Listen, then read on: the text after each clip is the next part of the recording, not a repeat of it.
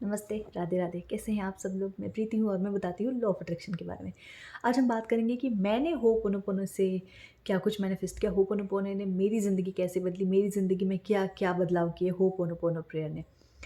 Prayer, प्रार्थना में सबसे ज़्यादा शक्ति होती है, ठीक है? ये बात तो हम सबको पता है कि जितनी शिद्दत के साथ आप प्रार्थना करेंगे, उतनी शिद्दत के साथ आपकी विशेज़ पूरी होती है। लेकिन मैंने कहाँ से होपोनोपोनो के बारे में पता किया, मतलब मुझे कहाँ से पता चला?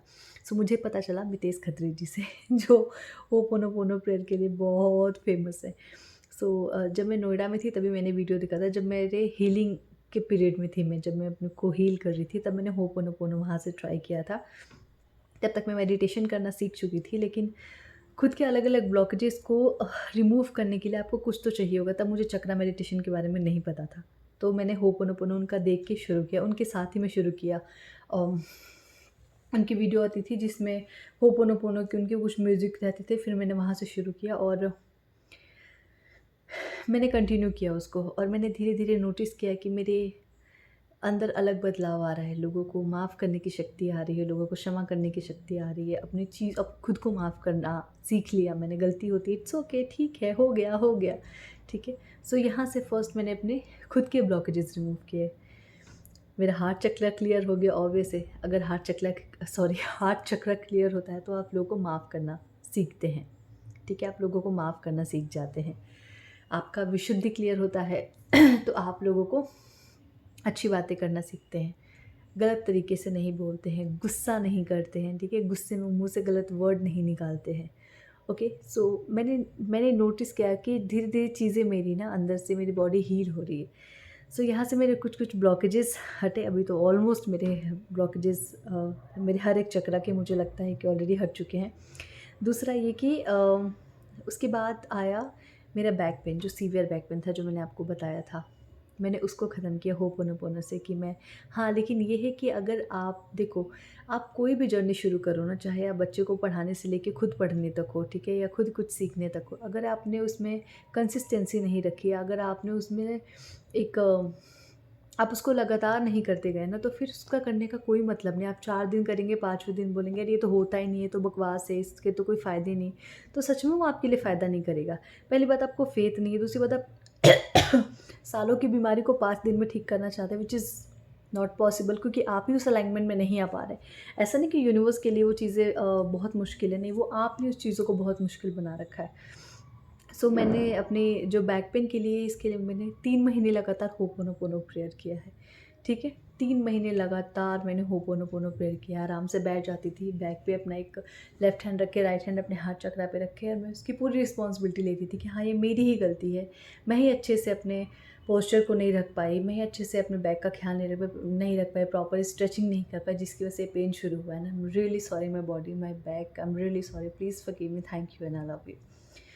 So without a single medicine, without anything, मैंने अपनी ये होपोनोपोनो से अपने बैक को बिल्कुल सही कर लिया।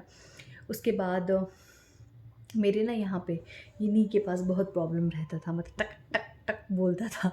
मैंने इसको होपोनोपोनो से सही किया। फिर मेरी प्रेगनेंसी तो लाइव एग्जांपल है मेरे होपोनोपोनो का, कि मैं अपने जो मेरे मूलाधार चक्रा है, ठीक है, जो आपका रूट चक्र होता है, उस पे अपने हाथ रख के और अपना राइट हैंड अपने हार्ट चक्रा पे रख के उस डिवाइन चाइल्ड से बात करना और अपनी बॉडी को बोलना that you are totally ready. और मैंने जितनी भी कुछ गलत सलत बातें बोली है कि नहीं मैं प्रेग्नेंट नहीं हो सकती, बहुत डिले होगा, फलाना ढिमकड़ा, और लोगों की बातें सुन के जो मैंने खुद को तकलीफ़ दिया, अपने शरीर को तकलीफ़ दिया, इस पे डाउट किया है, उस हर एक चीज़ के लिए I am really sorry my body, my baby, I am really sorry, please forgive me, thank you and I love you. और ये मैंने कुछ 1 मंथ तक किया था, 1.5 मंथ तक, और उसके बाद ऑब्वियसली बेबी कंसीव हुआ।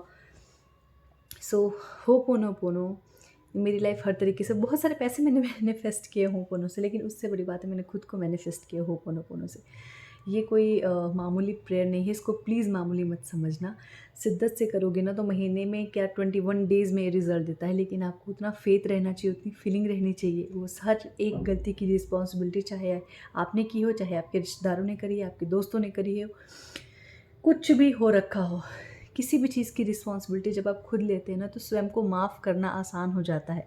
जब माफ़ करना सीख जाते हैं तो चीज़ें हील होना शुरू हो जाती है, चाहे वो रिश्ता हो, आपकी बॉडी हो या पैसा हो, ठीक है, गलत जगह पैसा लगा दिया, डूब गया, फिर खुद को ज़िंदगी भर उस चीज़ के लिए कोसे जा रहे हैं, मत कीजिए। ठीक है, पैसा आएगा जाएगा, वो एनर्जी है, आप उसको और ज़्यादा कोसेंगे और ज़्यादा क्रिटिसाइज़ करेंगे तो वो और आपसे दूर चला जाएगा। ठीक है, जैसे मैंने बहुत सारे लोगों को देखा है कि अगर वो मेडिसिन भी खाएँगे, अब इस मेडिसिन को खा रहे हो, अभी से देखना एसिडिटी होगा, तो आप एक बीमारी को तो हील करें, दूसरी बीमारी अपने अंदर लिए जा रहे हैं। तो जब मेडिसिन खाए तो उसको भी होपोनोपोनो बोल के खाएं। अगर आप किसी बॉडी के पेन के लिए मेडिसिन खा रहे हैं तो उसको भी होपोनोपोनो बोले, देते I am sorry, please forgive me, thank you and I love you. पानी पी रहे उसको होपोनोपोनो बोल के पीजिए। हर एक चीज़ को अगर आप हीलिंग का पार्ट बना लेते हैं ना, आपकी ज़िंदगी बदल जाएगी। आपके पास भले ही चीज़ें डिले आएंगी, चलो मान लेते कि कोई चीज़ आने में आपके पास डिले हो रही है, कोई मैनिफेस्टेशन होने में डिले हो रहा है, लेकिन आप खुश रहेंगे, इंटरनली बहुत खुश रहेंगे। आप ये सोचेंगे कि इस छोटी सी चीज़ के लिए मैं खुद को तकलीफ़ नहीं दे सकती। आज की बात बताऊँ, सी आपको दिखेगा कि मेरे हेयर कट हो चुके हैं। मैंने अपने हस्बैंड को बोला था इत्तू सा हेयर काटने को, उन्होंने मेरे कमर के बाल को उन्होंने यहाँ तक कर दिया। अब इस बात के लिए मुझे उन पे कितना गुस्सा होना था, क्योंकि लड़कियों के लिए बाल सबसे ज़्यादा पसंदीदा चीज़ है।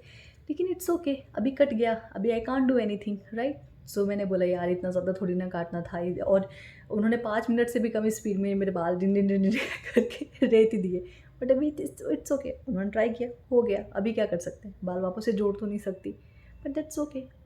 मैं वही सोचती, अगर ये पुरानी प्रीति होती है और उसके बालों के साथ मजाक हुआ होता तो अभी तक पता नहीं वो पूरे घर को सर पे उठा लेती। बट इट्स ओके बाल ही हैं, कल को फिर बढ़ जाएंगे एंड दैट्स टोटली ओके। पर मुझे लग रहा है अच्छे लग रहे हैं, उन्होंने सही किया है, बट शॉपिंग थोड़ी और सही करनी थी। उन्होंने मेरे कमर के बाल को उन्होंने यहाँ तक कर दिया है, इट्स ओके। उन्होंने बड़े प्यार से किया, मैं उनकी वो इंटेंशन देखूँगी, उन्होंने जानबूझ के तो किया नहीं।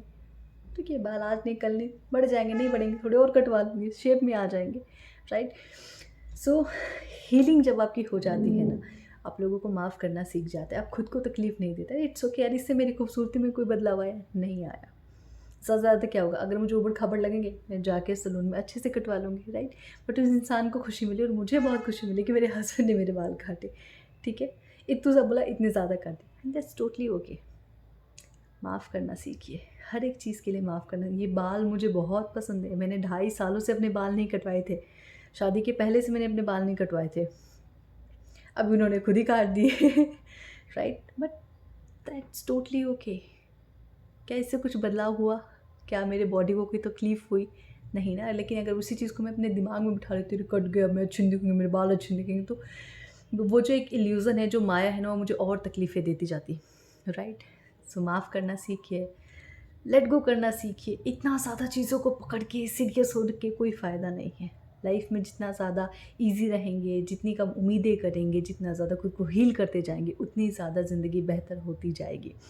होपोनोपोनो ये सबसे बेस्ट चीज़ है। चक्रा मेडिटेशन तो अभी मैं कर रही हूँ, अराउंड अब मुझे 1 ईयर होने वाले होंगे, लेकिन उससे पहले तो मैंने होपोनोपोनो शुरू किया था ना। ये एक ज़िंदगी बदलने वाला प्रेयर है और बहुत सरल है, बहुत सिंपल है, बहुत सहज है। कुछ करना ही नहीं, बस प्यार से आराम से बैठ जाना है। यूनिवर्स से सिर्फ अपने लिए बोलना है, thank you so much universe, I am sorry, please forgive me, thank you and I love you. इतने प्यार से ही तो बोलना है, सिर्फ 4 है, सिर्फ 4 ये सेंटेंस है जो आपको कंप्लीट कर। बड़े प्यार से बैठ के अपनी बॉडी को बोलो, अपने उस इंसान को बोलो जिससे आपकी बन नहीं रही हो, उस बॉस को बोलो जिससे आपको अच्छी वाइब्स नहीं आ रही हो, लेकिन उसके बाद उसको क्रिटिसाइज़ भी मत करो।